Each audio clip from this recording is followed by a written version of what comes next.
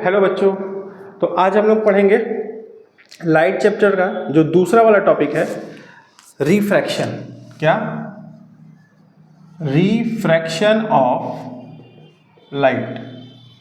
देखिए, light chapter जो है उसमें दो पार्ट हैं, एक है रिफ्लेक्शन और एक है रिफ्रैक्शन।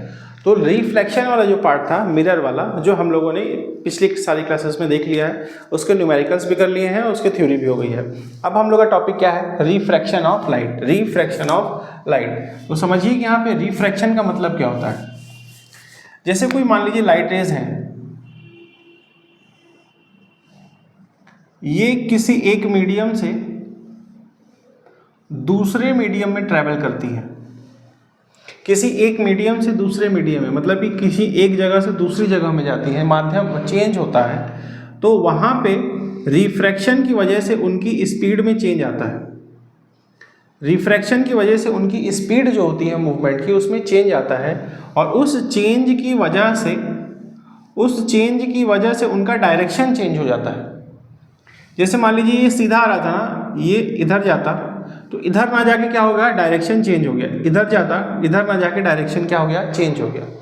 तो यही चेंज ऑफ डायरेक्शन जो होता है, this change of direction from one medium to another medium is known as refraction.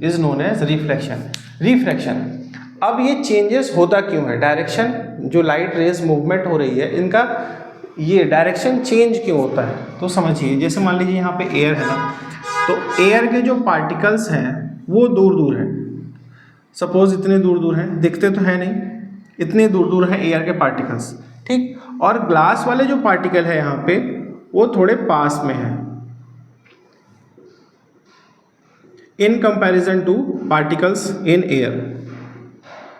तो जब पास में है तो लाइट रेज जब आएंगी, एंटर करेंगी ग्लास में, ये ग्लास वाला है और ये एयर वाला है। तो जब लाइट रेज एंटर करेंगी ग्लास में, इधर से अगर एयर से आ रही हैं, अगर लाइट रेज एयर से आ रही हैं,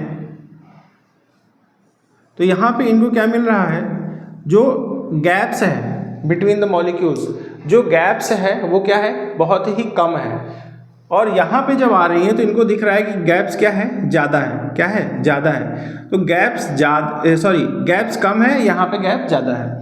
तो यहाँ पे जो पार्टिकल्स हैं वो आपस में क्या है? इधर उधर जाएंगी। जो लाइट रेज हैं वो इधर उधर जाएंगी। इधर उधर जाने की वजह से ही इनकी स्पीड क्या होती है? चेंज हो जाती है। और क्योंकि टकरा रही हैं तो इसमें क्या हो जाएगा? इनका डायरेक्शन भी चेंज हो जाता है। टकरा रही हैं तो डायरेक्शन भी चेंज होता है। ये देखिए, ये जो बना है ना, ये मत सोचिए कि ये ऐसे चलती हैं, ये सिर्फ डायरेक्शन यहाँ पे दिखाने के लिए बुन रहा है, लेकिन ये जाती कैसे है? स्ट्रेट ही जाएंगे। ठीक है, कैसे जाएंगी? स्ट्रेट ही जाएंगी। अगर ऐसे मूव करना है तो ये ऐसे सीधी जाएगी, ये ऐसे सीधी, ऐसे सीधी। ठीक। तो जो ये चेंजेस होता है स्पीड में लाइट के, इसी को बोला जाता है हम लोग क्या? रिफ्रैक्शन। क्या बोला जाता है? रिफ्रैक्शन। जैसे समझ लीजिए यहाँ पे ये एक ग्लास स्लैब है, सभी लोगों ने देखा होगा, नहीं देखा होगा तो अभी एक्सपेरिमेंट हम लोग करेंगे थोड़ी देर क्लास में, आगे क्लासेस में, तो उसमें देख लीजिए। ग्लास स्लैब, ये पूरा एक ग्लास का एक मोटा सा, इतना मोटा ग्लास का एक स्लैब होता है, जिसको बोलते हैं हम लोग ग्लास स्लैब। वही पुराना रिफ्लेक्शन वाला यहाँ पे नॉर्मल बनेगा। ठीक। ये हमारा क्या है? ऊपर वाला जो पोर्शन है वो एयर है, और ये जो मटेरियल बना है किस चीज़ का बना है? ये ग्लास का बना है। जब लाइट रेज एंटर करेंगी, किससे एंटर करेंगी? एयर से।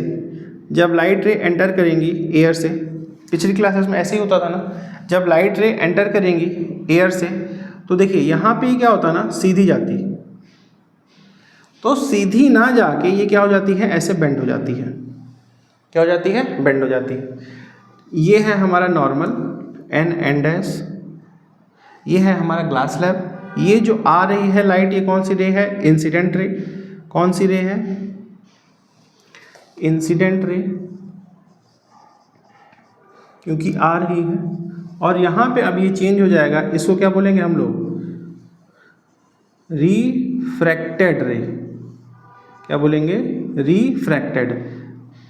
रिफ्लेक्टेड नहीं, रिफ्रैक्टेड, एफ के बाद आर है। ये नॉर्मल हो गया। ये देखिए अब यहाँ पे ऐसे लाइट रे जा रही थी, इसको सीधा जाना चाहिए था क्योंकि ग्लास मिल गया, और ये इधर चली गई, तो क्या होगा, इसकी जो डायरेक्शन में क्या हो गया, चेंज आ गया। डायरेक्शन में क्या हो गया, चेंज आ गया। इस change in direction of speed in light is known as refraction of light.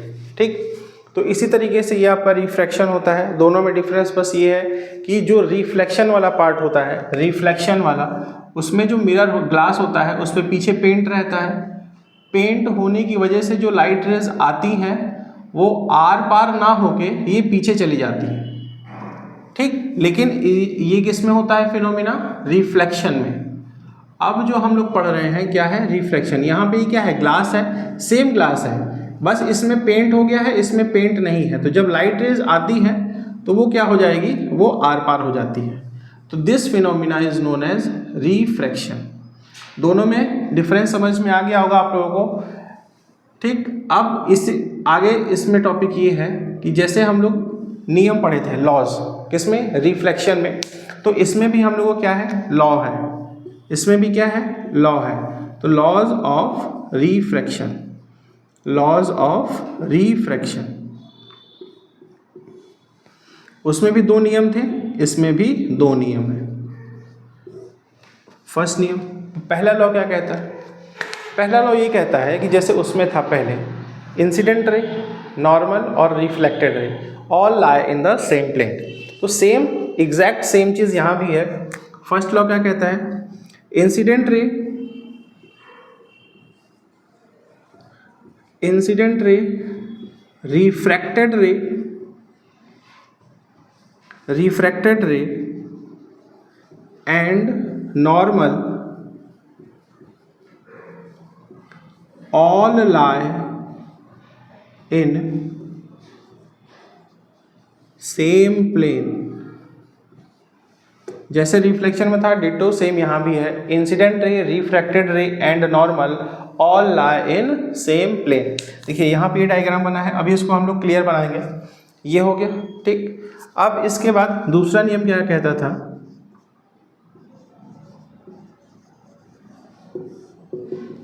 अब यहाँ पे क्या है, चेंजेस है। रिफ्लेक्शन का पहला और रिफ्रैक्शन का पहला दोनों सेम है, और यहाँ पे ये चेंज हो जाएगा। क्या हो जाएगा, यहाँ पे चेंज हो जाएगा। तो यहाँ पे ये क्या हो जाएगा, द रेशियो ऑफ, अब यहाँ पे हो जाएगा the ratio of sine of angle of incidence to the sine of angle of refraction, angle of refraction, angle of refraction.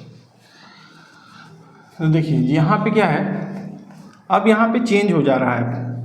जो रिफ्लेक्शन में हम लोगों ने पढ़ा था और ये रिफ्रैक्शन वाला दूसरा वाला जो लॉ है वो क्या हो जा रहा है, हमारा चेंज हो जा रहा है। यहाँ पे इसके अकॉर्डिंग, लॉ के अकॉर्डिंग क्या हो जा रहा है हमारा, ratio of sine, sine of angle of incidence upon sine of angle of refraction. According to second law the equation is this.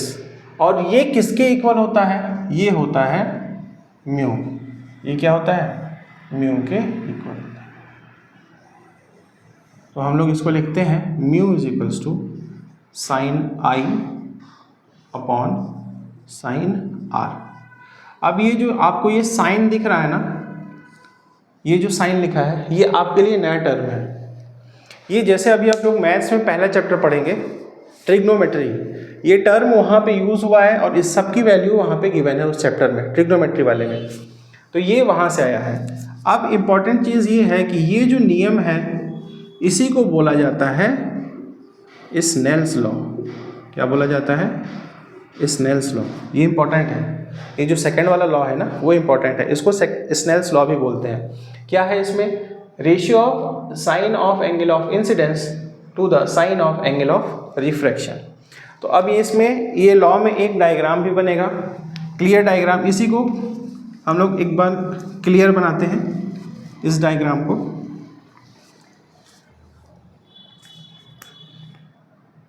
ये हो गया हमारा ग्लास स्लैब बड़ा सा, इस पे 90 डिग्री पे हमारा क्या आएगा, नॉर्मल, जिसको डिनोट करेंगे हम लोग एन डैश से। ये है हमारा ग्लास स्लैब जो कि ग्लास से बना है, ये मटेरियल क्या है, ग्लास का है। और यहाँ पे ये ऊपर जो हम लोग का जिसमें लाइट रेज आएंगी, जहाँ से आएगी वो एयर है, और जिसमें जा रही है वो क्या है, हमारा ग्लास है। दोनों का मीडियम क्या है, चेंज है, दोनों का मीडियम क्या है, चेंज है। अब देखिए लाइट रेज आएगी कहाँ से, एयर से आएगी। इसी तरीके से हम लोग को दिखाना है, एयर से आई, ये सीधी जाती, कब सीधी जाती, जब भी ये हमारा ये जो मीडियम होता है ये भी एयर होता, सेम मीडियम होता, तो ये सीधी जाती। लेकिन यहाँ पे क्या है, मीडियम हमारा चेंज हो गया है, तो ये लाइट रेज ये सीधी ना जाके ये इस तरीके से बेंड हो जाएगी। क्या हो जाएगी, बेंड हो जाएगी। अब देखिए ये नॉर्मल से बताया था, यहाँ पे एंगल हम लोग नापेंगे, और यहाँ भी नॉर्मल से ही एंगल नापेंगे, नॉर्मल से ही एंगल नापेंगे। सारी चीज़ें हम लोगों ने बता दी थी, जैसे मान लीजिए ये हो गया ए, ये हो गया यहाँ पे ये बी, ये वाला पॉइंट, ये हो गया हमारा सी, ठीक। तो ए बी हमारा क्या है, ए बी हमारा क्या है,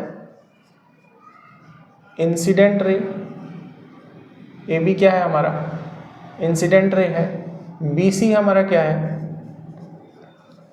रिफ्रैक्टेड रे है, रिफ्रैक्टेड रे है। एंगल आई क्या है हमारा, angle of incidence, angle of incidence. और एंगल आर क्या है हमारा, angle of refraction, angle of refraction. और अगर कुछ ज़्यादा इसमें लिखना है तो ये लिख लीजिए P, ये Q, ये R, ये S। अच्छे से समझा दीजिए यहाँ पे। PQRS is a glass slab, PQRS is a glass slab। और ये N and S जो है ये हमारा क्या है, नॉर्मल। N and S क्या है, नॉर्मल। तो ये है सारी चीज़ें। उम्मीद है आप लोगों को समझ में आया होगा, कोशिश मैंने किया है पूरा। जैसे जैसे हम लोग की क्लासेस चलेंगे ना, आप लोगों को समझ में आता रहेगा। ठीक है, जय हिंद।